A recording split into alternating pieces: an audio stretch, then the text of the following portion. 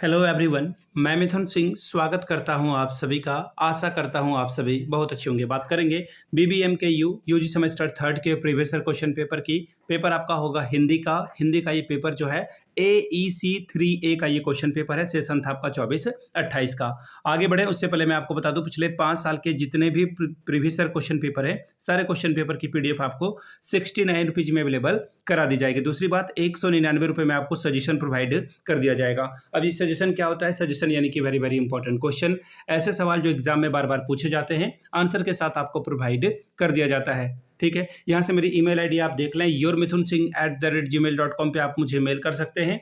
Insta पे अगर आप हो, डू फॉलो मी @imithunsingh।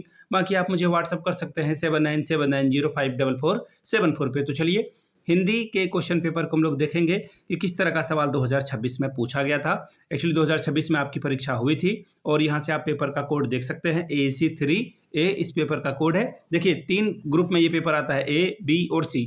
भले ही आपका जो भी ग्रुप आए, A या B या C, तीनों ग्रुप के क्वेश्चन पेपर को जरूर से जरूर देख करके जाएं आप। 2026 का ये क्वेश्चन पेपर है। समय मिला था 2 घंटे का, फुल मार्क्स है 50 का। चलिए अब आगे बढ़िए और बात करते हैं ग्रुप ए की। ग्रुप ए कंपलसरी है और हर एक सवाल का जवाब देना है। क्वेश्चन नंबर 1 में देखिए 5 छोटे छोटे सवाल पूछे जाएंगे और एक एक नंबर आपको मिलेगा। भारत की प्राचीनतम भाषा क्या है? सवाल पूछा गया है। तो देखिए, संस्कृत और प्राकृत में सबसे प्राचीनतम भाषा संस्कृत है।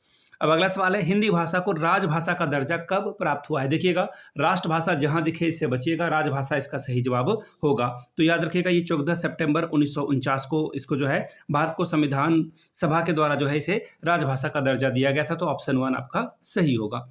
भाषा कितने प्रकार के होते हैं? तो देखिए, भाषा 3 प्रकार के होते हैं। एक हो जाएगा आपका मौखिक, जो अभी मैं बोल रहा हूँ। दूसरा जो लिखित है, जो कि मैं अभी लिख रहा हूँ। और तीसरा होगा सांकेतिक। मौखिक, लिखित और सांकेतिक, यानी कि जहाँ पे आप ट्रैफिक सिग्नल वगैरह देख लो, वो भी एक भाषा ही है, जो कि क्या बता रहा है, वो सांकेतिक तौर पर, या फिर जो बोल नहीं सकते हैं या सुन नहीं सकते हैं, वो संकेत में बात करते हैं। बोलने, खाने का तरीका, पीने का तरीका जो है आप जो है साइन लैंग्वेज में समझाते हो। अगला सवाल है, सत्याग्रह में कौन सा संधि है?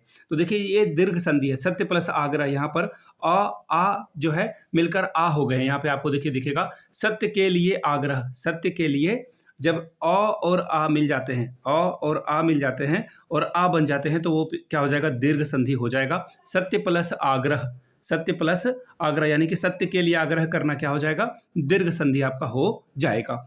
अब अगला सवाल देखिए, वाचन जो है कितने प्रकार के होते हैं? तो वाचन 2 प्रकार के होते हैं। एक आपका पहला होगा सस्वर वाचन और दूसरा होगा मौन वाचन, यानी कि आंसर आपका क्या होगा? Option number 2। अब बात करेंगे ग्रुप बी की। ग्रुप बी में देखिए 3 सवाल के जवाब देने हैं। 15 या 45 नंबर आपको मिलेगा। पहला सवाल, भाषा की परिभाषा देते हुए इसके विविध रूपों पर प्रकाश डालें। अगला सवाल, तीसरा, भाषा के विकास में स्वर और व्यंजन के योगदान की चर्चा करें। अगला सवाल है, संप्रेषण से आप क्या समझते हैं? संप्रेषण के तत्वों का वर्णन करें। 5वां सवाल, भाषा के स्वरूप को स्पष्ट करते हुए इसके उत्तरोत्तर विकास पर प्रकाश डालें। 6वां सवाल, संधि किसे कहते हैं? इसके प्रकारों का उदाहरण सहित जो है व्याख्या करके बताइए। तो ये था आपका हिंदी AEC 3A का क्वेश्चन पेपर, सेमेस्टर 3 का, BBM के यू का। अगर आपको पिछले 5 साल का PYQ चाहिए तो ये आपको 69 में, और सजेशन चाहे तो 199 में आपको ये प्रोवाइड कर दिया जाएगा। यहाँ से मेरी ईमेल आईडी आप देख लें, yourmithunsingh@gmail.com पे आप मुझे मेल कर सकते हैं। इंस्टा पे अगर आप हो, डू फॉलो मी @imithunsingh। बाकी आप मुझे व्हाट्सअप कर सकते हैं 7979054474 पे। वीडियो को आपने यहाँ तक देखा, प्यार दिया, इसके लिए आप सभी का बहुत बहुत शुक्रिया। Have a good day.